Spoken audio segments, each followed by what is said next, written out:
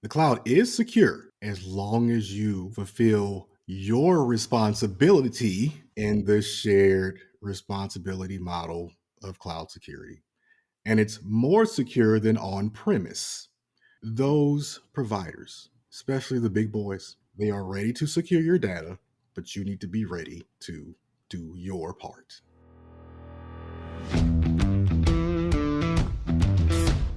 Technology is transforming how we think, how we lead, and how we win.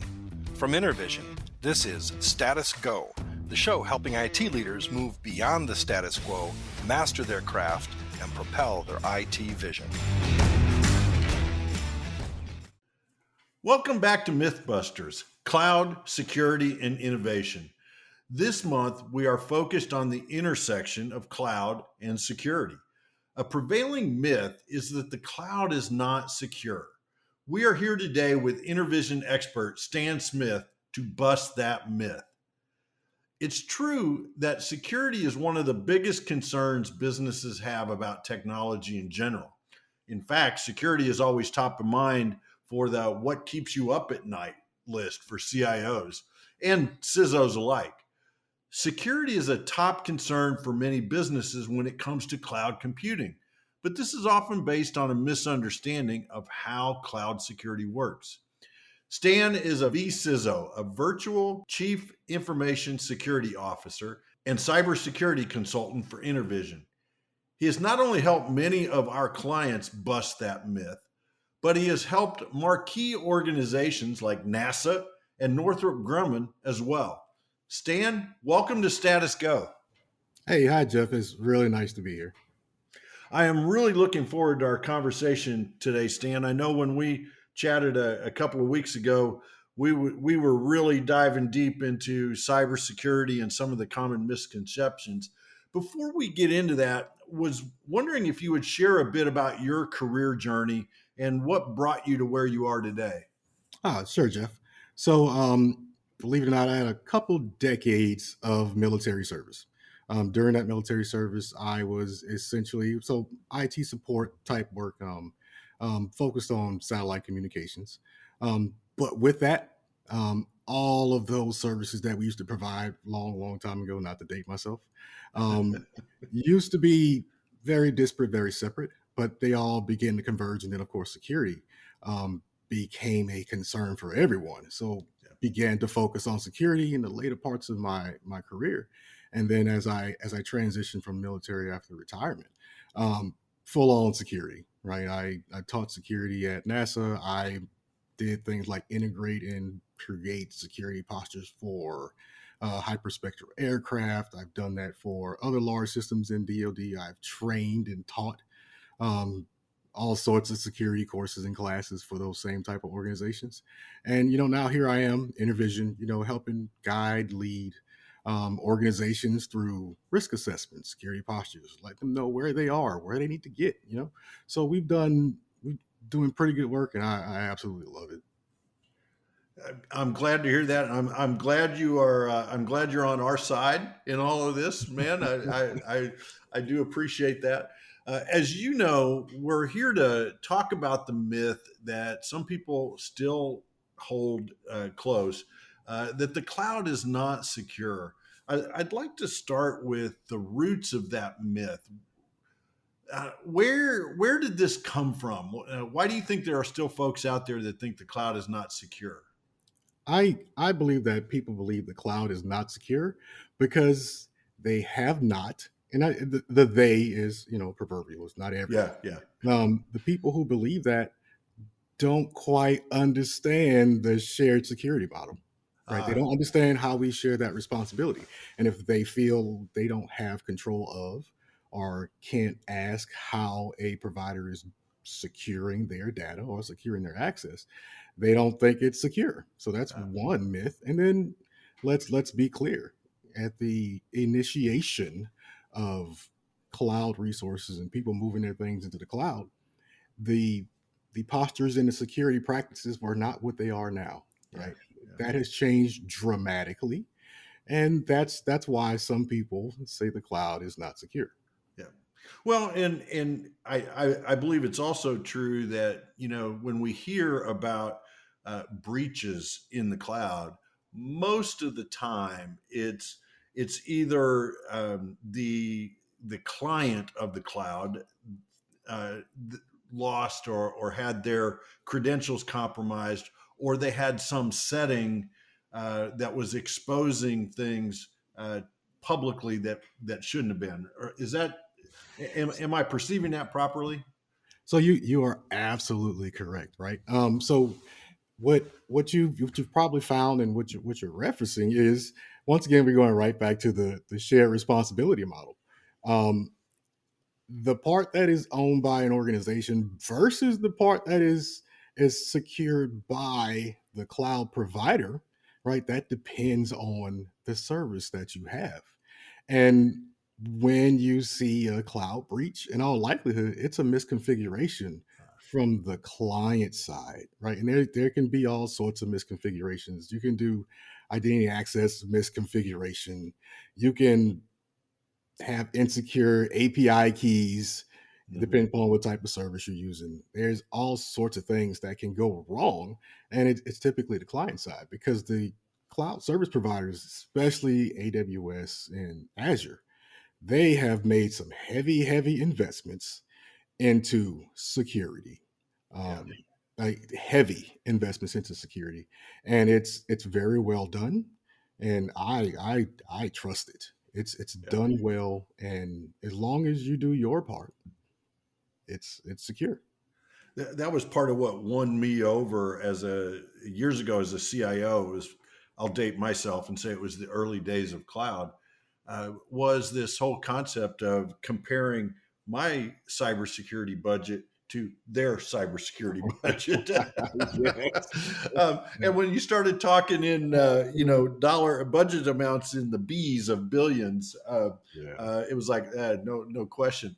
Well, let's dive into this shared security model. For those that might not be familiar with it, what is the shared security model, and where does that mean my responsibility begins and ends?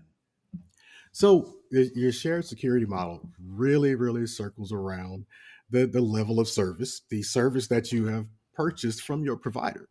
So, and let's compare them with on premises first. Okay. If you have your servers on premise, what are you responsible for? You're responsible for all of it, right? Yeah. Everything Yeah. from the network controls to making sure the infrastructure is up to date, the physical security, Yeah. identity and access management, endpoint protection, all of that is yours because you own it all. Now, when we move into the cloud, right? And in this example, what I'll do, I'll start at the not as much of the client's responsibility stuff. Okay. So SaaS, right? Software as a service. For software as a service, the physical security is most certainly not yours, right? Right. Because where does that hardware live? In somebody else's data center. Yes. They have Yep. their own guards, they have their own stuff. The infrastructure that that device lives in, guess what? That is for the provider. Why? Because they have it. And that's right from the hardware itself, the power to that hardware, the hypervisor, everything, all of it, the underlying operating system, everything belongs to the provider. Now, when we start talking about, when we say SaaS, that means now you have to concern yourself with the identity and access management is probably belongs to the client, not the provider. So that's one of the core differences for something like a SaaS. And data classification and accountability, that's always going to be the client, Yeah. because Yeah. you know your data, you choose what's important to you inside of your own, relating to your own data. Then moving up to platform as a service, it changes ever so slightly, right? Everything from physical security, now that's still on the provider side, infrastructure, network, monitoring your network. Now, when we start looking at what applications are doing, right, and what applications are allowed to do and the controls implemented upon them. So now we're really sharing that, because depending upon what that app has to do, that's a shared piece. Hmm. But then when we start talking about endpoint protection, that is definitely on the client. Um, and then I guess the other one is mostly infrastructure as a service itself, Yeah. right? Where you have everything except the hypervisor is really on the client, right? So Hmm. the provider got your physical security. probably got you up to the hypervisor. After that, as far as software is concerned, then it's on the client to maintain that security posture, patch everything, make sure everything is up to date. So, and that's what we mean by this shared security model. And Mm-hmm. there are also mixes in there that, as you select the provider, you ensure that they are absolutely 100%, everybody knows who's responsible for what and Mm-hmm. where that demarcation line is. So, and that is essentially what the shared responsibility model is. Now, as a vCISO and a CISO for previous organizations, do you, even with the shared responsibility model, security across the spectrum, that's still on you, right? You have to do your due diligence and check to make sure that you understand where the line is, and you have to check to be sure, kind of that trust but verify. Make sure that the cloud providers are doing what they say they're doing, right?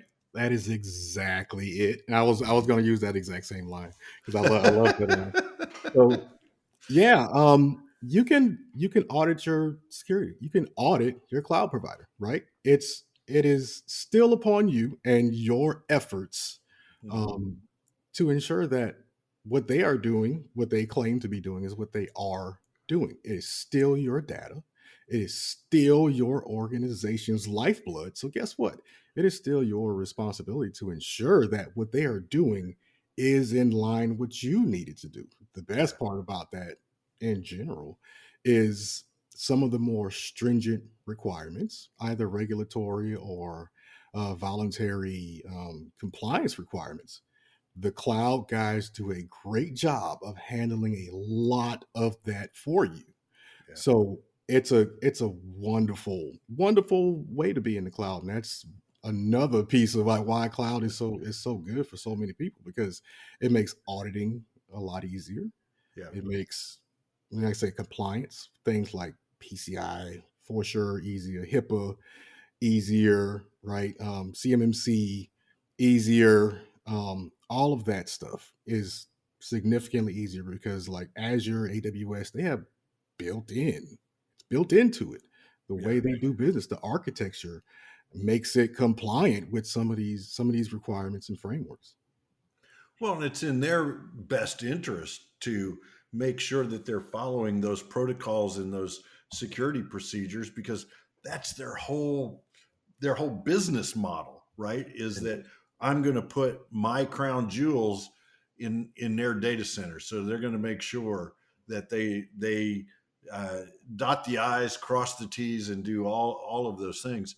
When you mentioned compliance, and I know we're going to talk about this a little bit further here in a few minutes. It does help with some of those compliance certifications that you have to go through. But Mhm. you also mentioned auditing. How does that work when I'm a customer of AWS? What does that Mhm. look like for me to say I want to audit their security? Yeah, so that's a request. So depending upon your level of service, you have an opportunity to say, "Hey, AWS, hey, Azure, I would like to see what you're doing." Uh-huh. And typically, it's going to be a formalized request, and they say, "This is what we're doing." Mm-hmm. And they show you what they're doing, and they can literally show you what they're doing and how they are securing your data. And that is just your request and your due diligence to give you that ability to sleep at night Yeah. that your data is secure. And how often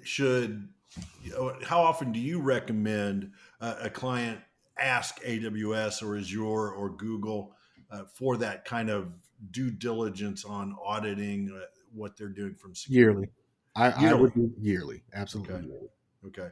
So it should be part of my annual health checkup on my. I know Yeah, you're checking on things more often than annually. I'm not saying you should do that only once a year, but once a year you should do that, like some of your other compliance frameworks, right? absolutely. Yeah, and that's fine. And the reason it's once a year and not any, how can I put it? Let me make sure I say this the right way. I guess that probably not any less frequent than a year. Yeah. This is a fast moving target, Yeah. right? The target of security moves fast. Yeah. So definitely don't do it any less than a year. But Yeah. your year is truly a minimum. You pay attention, watch the changes, stay up to date, and then make sure your provider stays up to date also. Because Yeah. you, Yeah. in the shared security model, you may have some requirements that you aren't aware of that your provider is. Yeah. So you Yeah. may want to keep that going. Yeah, actually, so about a year is good. More if you'd like. If you have more strict requirements, or you Hmm. have, um, I would say the probably the best term is if you fall under regulatory compliance that can result in monetary fines, Yeah. you probably want to do that more often.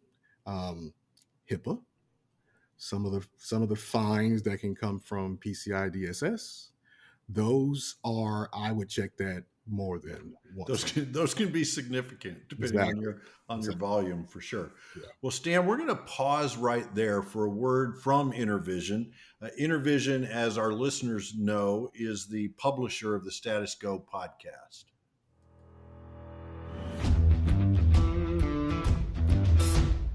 Unlock the power of more with Intervision Systems. We provide the cutting-edge technology and expert guidance you need to take your business to the next level. Don't settle for less. Choose Intervision Systems and discover what's possible. Contact us now to learn more. All right. And if you do want to contact Intervision, go to intervision.com/myths. You can find additional information about this myth that we are busting this month. You can also look at some of the myths that we have busted in past months. It's a great resource for you as you're contemplating your cloud journey, no matter where you are in that cloud journey. Today, we're talking with Stan Smith. Stan is a vCISO here at Intervision, and we've been talking about the shared security model. And now, Stan, I'd like to pivot, and I'd like to talk a little bit about what are some of the common issues that you see with the implementation of this shared responsibility model. When you go into a customer site, what are some things that you see that are most common? Um, Without a doubt, the biggest one and the most glaring one is identity and access management misconfiguration. Okay. There can be a disconnect between the SaaS service itself and the people who are purchasing that service. Typically, what happens is, as can happen in any, so you can do this on premise, you can do this in the cloud, it doesn't matter. You see a proliferation of privilege that people do not need to have.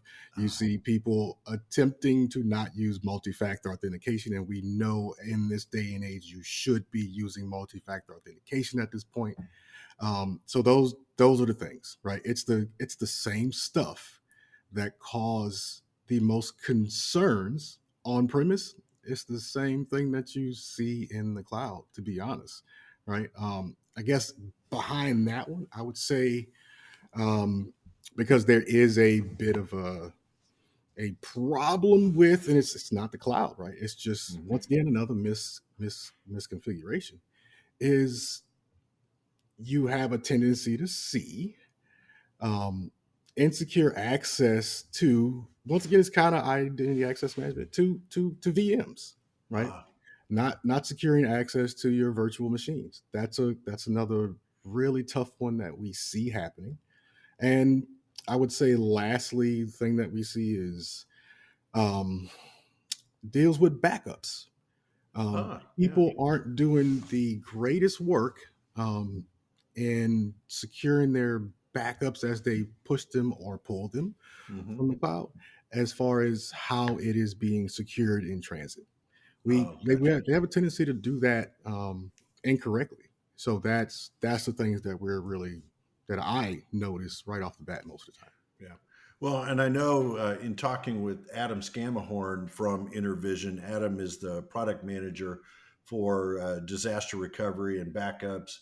That's a huge part of cybersecurity that sometimes gets overlooked, right? You want to make sure that you've got an immutable copy of your backup that can't be changed, so that you protect your data. When you walk into a client, say it's the first time, and you've been engaged, where do you start? What's that process look like?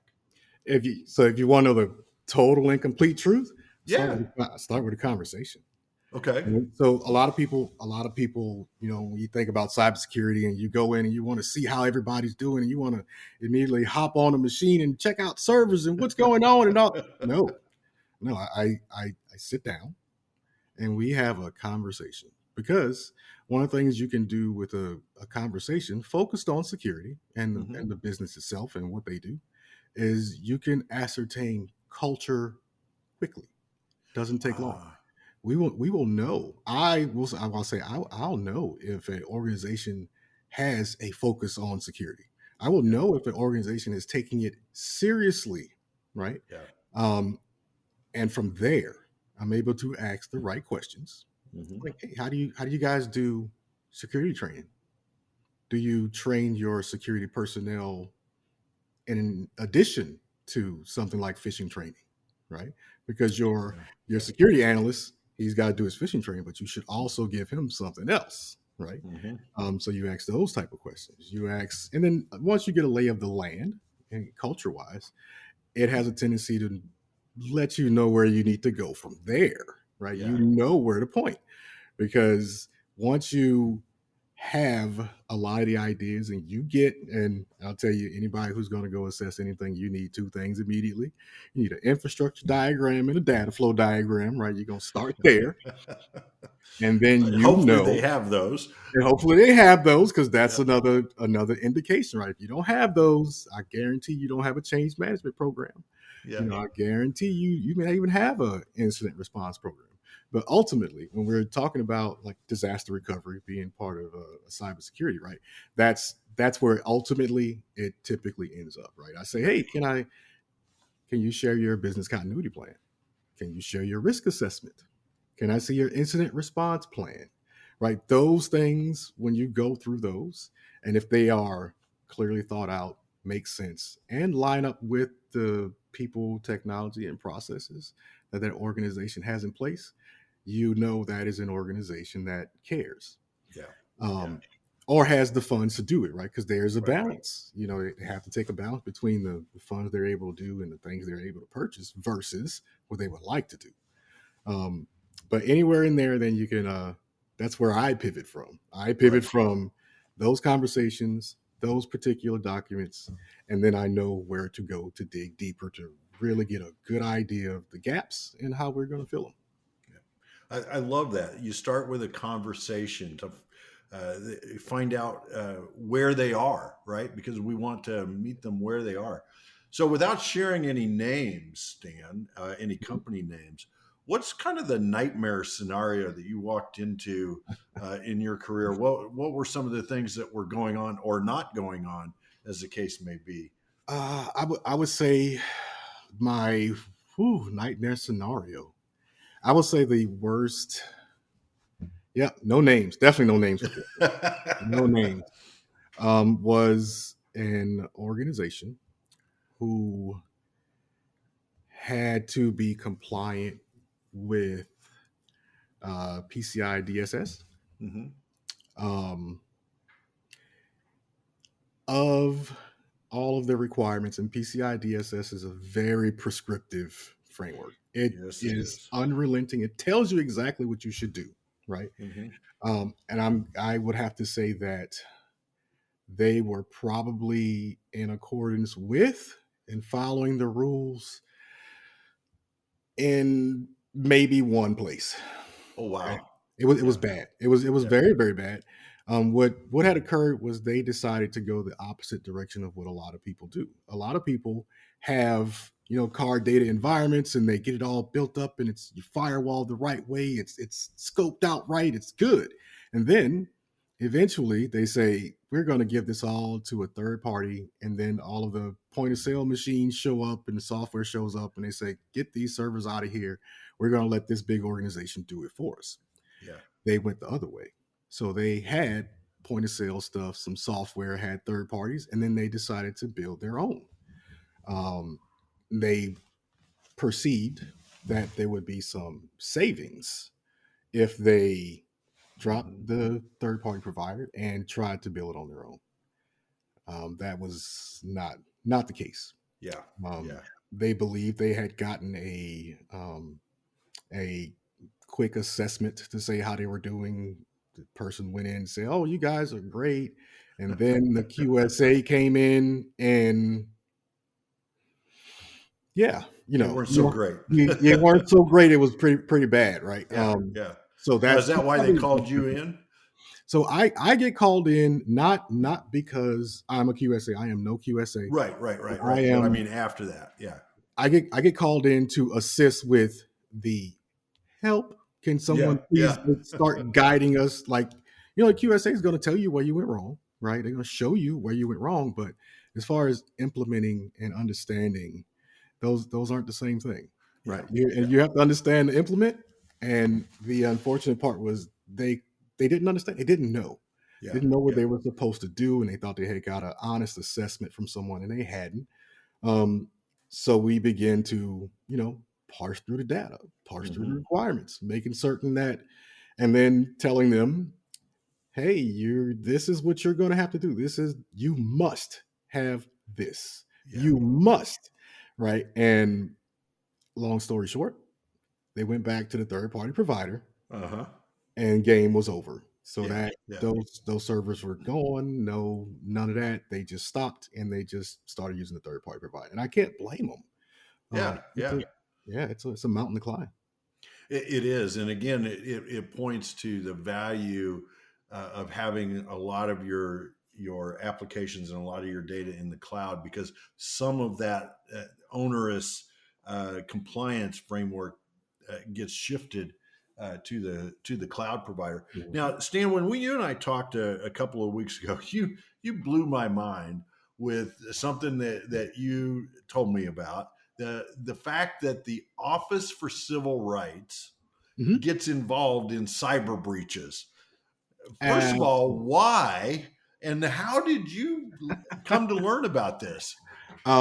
So the why is really not all that complicated, right? The why is because it is your right to have access to your medical information and your medical data. If someone refuses to give that to you, Hmm. that's a breach of your civil rights. So the yeah, the Health and Human Services Office of Civil Rights will absolutely um, come knocking on your door when you have something like a breach, Hmm. and you're required to be compliant with HIPAA, especially if there's electronic private health information involved, Yeah. because you have lost personal health records, right? And they will come and they will make certain that you have done what you said you were going to do through several steps, but you get opportunities to get it right. If you Hmm. don't get it right or you clearly show no due diligence, then they turn to their bigger brother, the Department of Justice, and the Department of Justice can absolutely, and that's where the the heavy fines, the Yeah. Yeah. all the other stuff comes from. So, and nobody wants that, right? And Yeah. how did I come to learn that? Uh-huh. Walked the first time, Uh-huh. walked into an environment where I was a consultant, and they had a breach. I did my best to do all the research I could into HIPAA because I hadn't had a lot of knowledge on it, right? But Hmm. in the cybersecurity world, the best thing you can do is read, Yeah. Yeah. learn Learn. constantly. Yeah. So they had a breach, and as I am sitting, not leading the charge, but off of the main table as everybody discussing what needs to happen. Uh-huh. Um, Look who calls into the at the time. I think it was like a Cisco telepresence. It Uh-huh. was the Office of Civil Rights. And I was shocked. I Yeah. didn't Yeah. know that it had gotten to that level. So I dug deeper, and realized, wow, this is real, right? So Yeah. now, Yeah. I have a pretty deep understanding of HIPAA security rule, HIPAA privacy rules, right? And I do my best to help those organizations where those things have happened to them. Yeah. But more importantly, I like preventive, right? Yeah. So when you go into an organization and they are bound by that Yeah. regulatory requirement, there are some key things I go after immediately, right? Mhm. And that's the key, right? It's all about the prevention of, and in a lot of cases, for when you have to deal with the OCR, it's really about, did you put forth the effort? Yeah. Yeah. Because they understand breaches occur. That organization does not appear to go after anyone just because you were breached, Right. right? They want to make sure that you make yourself whole and you've done what's necessary. But if you have really put forth a true best effort into securing your systems and you were still breached, Mhm. right? I don't believe that it's in their I can't say I'm not certain about the term. I do not believe it is in their charter Yeah. To to go after that, right? Because yeah.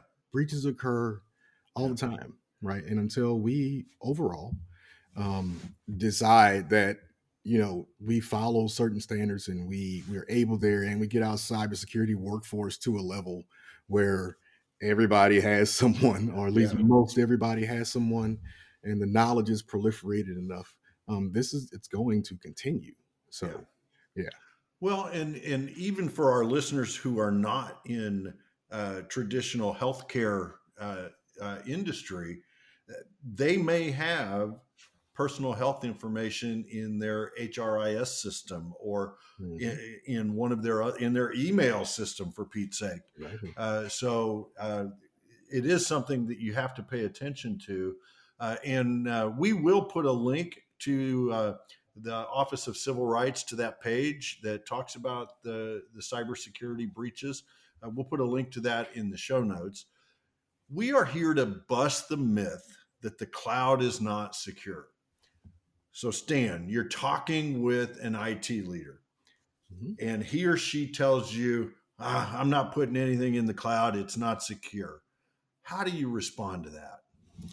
I respond to them by saying the cloud is secure as long as you fulfill your responsibility in the shared responsibility model of cloud security. And it's more secure than on premise Yeah, because, let's call it what it is, those providers, especially the big boys, they watch it constantly. They have experts watching it constantly. They are updating more quickly than you possibly could imagine. And the investments they've put into security are probably more than you can do at your level with on premise things. They are ready to secure your data, but you need to be ready to do your part. yeah. I love that. That's a perfect response. Now, for our listeners out there that are thinking, man, I really need to do something. What's one or two things that they should go do tomorrow because they listened to our conversation about cloud security today?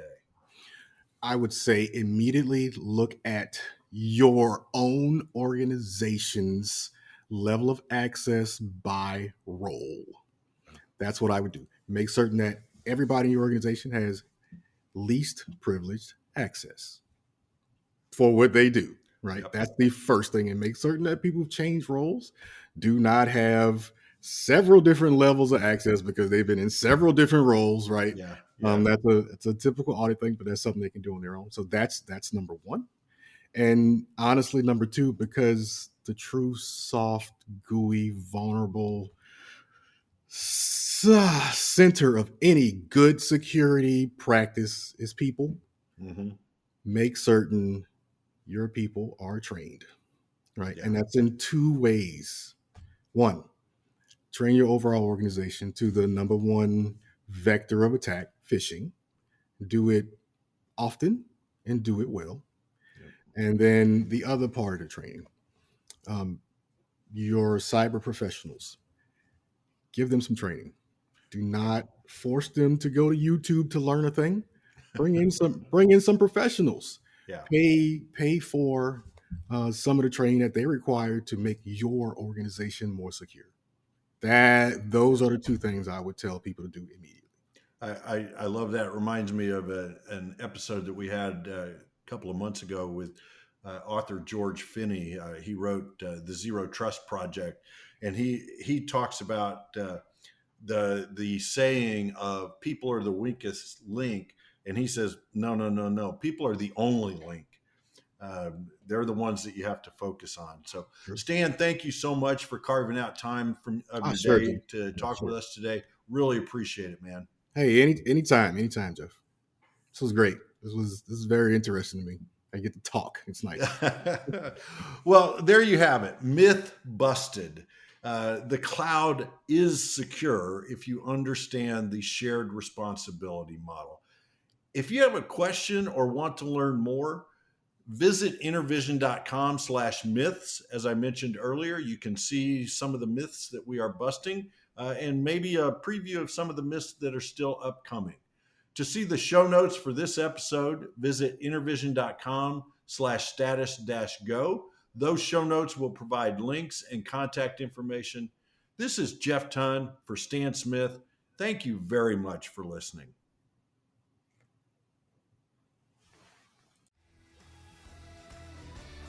You've been listening to the Status Go podcast. You can subscribe on iTunes or get more information at intervision.com.